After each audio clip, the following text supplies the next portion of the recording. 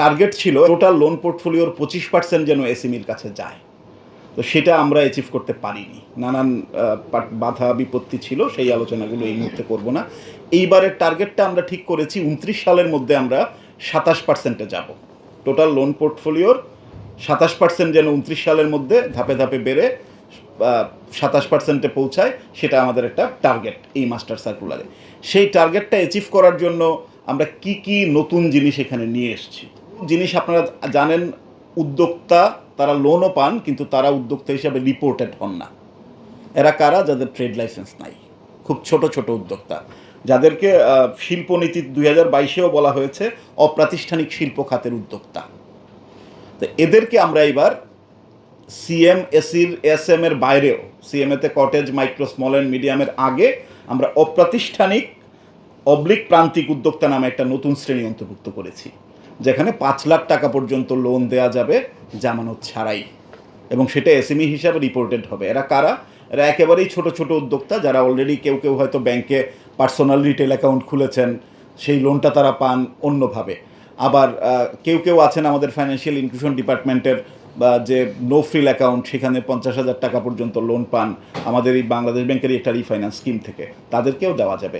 এছাড়াও আপনারা জানেন যে বাণিজ্য মন্ত্রণালয়ের 2টি উইং থেকে 2 রকম নির্দেশনা দেওয়া হয়েছে একই বিষয়ে, ইউবিআইডি এবং DBID, digital business identification database, এবং ইউনিক। তো এই লাইসেন্সটা যাদের আছে, এরা কারা?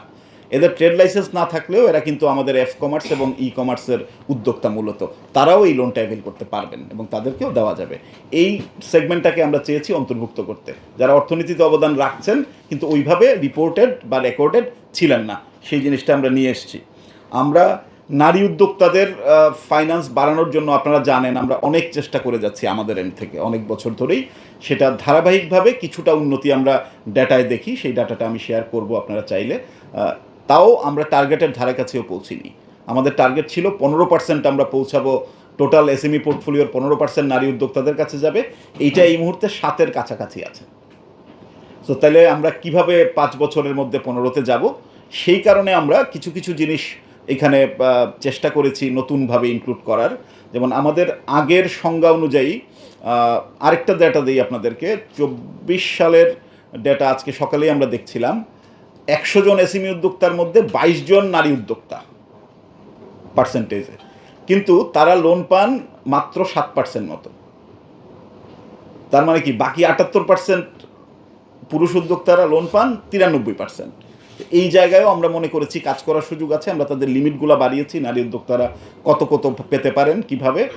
পাশাপাশি সংজ্ঞায়নটাও আমরা একটু ওয়াইড করেছি। আমরা সংজ্ঞায়নটা এইভাবে নিয়ে এসেছি, আগে ছিল যে একজন সোল প্রোপ্রাইটারশিপ যদি নারী হন অবশ্যই সেটা নারী উদ্যোক্তা, অথবা 51% শেয়ার হোল্ডিং যদি নারীর থাকে তাহলে সেটা নারী উদ্যোক্তা হিসেবে ট্রিটেড হবে। এই দুটো সংজ্ঞার পাশাপাশি আমরা এইবার অন্যান্য অনেকগুলো দেশের উদাহরণ ঘেটে এবং প্র্যাকটিক্যালি বাস্তব মতামত সব স্টেক হোল্ডারদের নিয়ে আমরা সংজ্ঞাটা এইভাবে নিয়ে এসেছি। 20% যদি শেয়ার হোল্ডিং থাকে এবং সেই প্রতিষ্ঠানের যদি ব্যবস্থাপনা পরিচালক বা এক্সিকিউটিভ ডিরেক্টর পদমর্যাদায় কোনো নারী থাকেন ডিসিশন মেকিংয়ে, সেটাকেও আমরা নারী উদ্যোক্তা বলবো। আবার লিমিটেড কোম্পানির ক্ষেত্রে যদি 20% শেয়ার নারী উদ্যোক্তাদের থাকে, পাশাপাশি সেখানে 51% জনবল নারী থাকে, সেটাকেও আমরা নারী উদ্যোক্তা হিসেবে ট্রিট করব। সো এই দুইটা মেজর চেঞ্জ নারী উদ্যোক্তার সংজ্ঞায় আমরা নিয়ে এসেছি সব। আর একটু বলে নেই, আমরা কিন্তু এইবার খুব ইনক্লুসিভ ওয়েতে একটা সার্কুলার করার চেষ্টা করেছি। আমরা সেপ্টেম্বরের 5 তারিখে এই রুমটাতেই শুরু করেছিলাম গভর্নর মহোদয়ের প্রেজেন্সে, 5টা আর্থিক প্রতিষ্ঠান এবং 15টা ব্যাংকের এমডিদের সাথে একটা মিটিং করে। That was the first thing. তারপর তাদের কাছ থেকে আমরা অ্যাসোসিয়েশনের মাধ্যমে বিএবি এবং ফাইন্যান্স কোম্পানির প্রধান নির্বাহীদের যে অ্যাসোসিয়েশন আছে তাদের কাছ থেকে আমরা একটা ইন রাইটিং মতামত সংগ্রহ করি, মাস্টার সার্কুলারে কোথায় কোথায় কী কী চেঞ্জ তারা মনে করেন প্রয়োজন। সেই মতামতটা নেওয়ার পর আমরা বিভিন্ন পর্যায়ে অংশীজনদের সাথে সভা করেছি।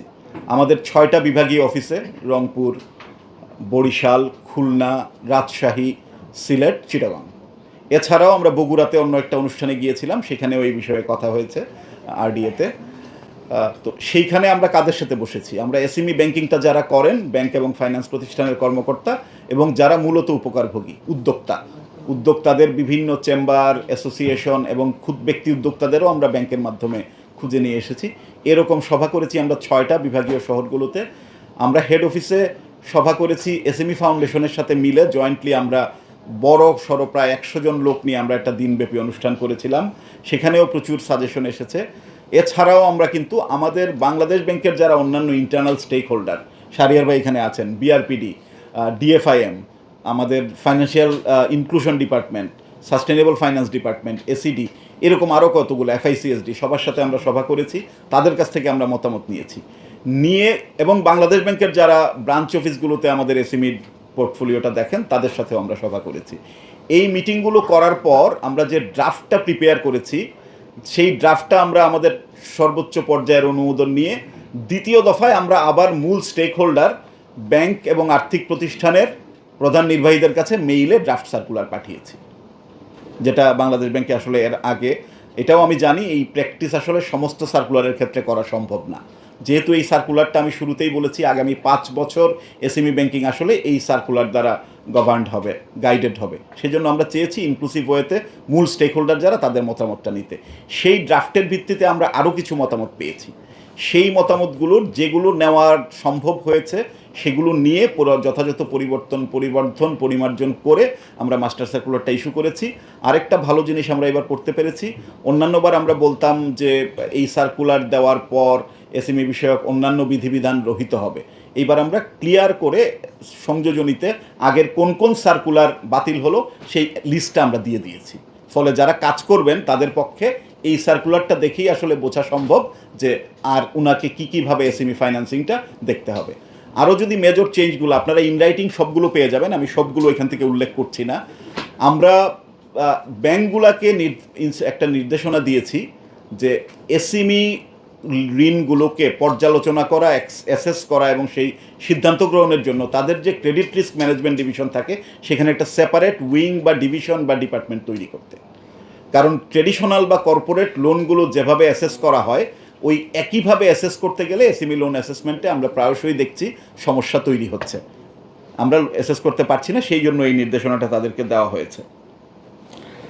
আমরা ক্লাস্টার ফাইন্যান্সিং বাড়ানোর অনেক চেষ্টা আমরা করছি। ক্লাস্টার ফাইন্যান্সিংয়ের আমাদের টার্গেট ছিল 12% যাবে টোটাল এসএমই ঋণের, কিন্তু সেটা খুব ভালো অবস্থায় নেই, 4.5-5% এরকম ওঠানামা করে। আমরা এই টার্গেটটা একটু রিফিক্স করেছি বাস্তবতার ভিত্তিতে, আমরা 10%-এ নিয়ে এসেছি। পাশাপাশি ক্লাস্টারের সংজ্ঞাটাকে আমরা ওয়াইড করেছি। ক্লাস্টারের সংজ্ঞাটা আগে ছিল এইভাবেই, আমরা এসএমই ফাউন্ডেশনের সংজ্ঞাটা হুবহু আমরা নিয়েছিলাম, কিন্তু সেই জায়গায় দেখা গেছে আপনার 5 কিলোমিটার রেডিয়াসের কথা বলা ছিল এবং বলা ছিল মিনিমাম 50টা উদ্যোগ যদি সমজাতীয় হয়, ব্যাকওয়ার্ড লিঙ্কেজ বা ফরওয়ার্ড লিঙ্কেজ সহ, সেটাকেই ক্লাস্টার হিসাবে বিবেচনা করা যাবে। আমরা এবার 5 কিলোমিটারের বিষয়টা রেখেও আমরা বলেছি এছাড়াও যদি প্রশাসনিক কোনো ইউনিট বাংলাদেশ সরকারের, সেটা পৌরসভা হতে পারে, ইউনিয়ন পরিষদ হতে পারে, সেইখানে বা একটা থানা হতে পারে, একটা ইউনিয়ন পরিষদ, পৌরসভা, থানা বা এইরকম উপজেলা, এই জায়গায় যদি 30টা উদ্যোগও একসাথে থাকে এই রেডিয়াসের মধ্যে, সেটাকেও ক্লাস্টার হিসাবে বিবেচনা করা যাবে।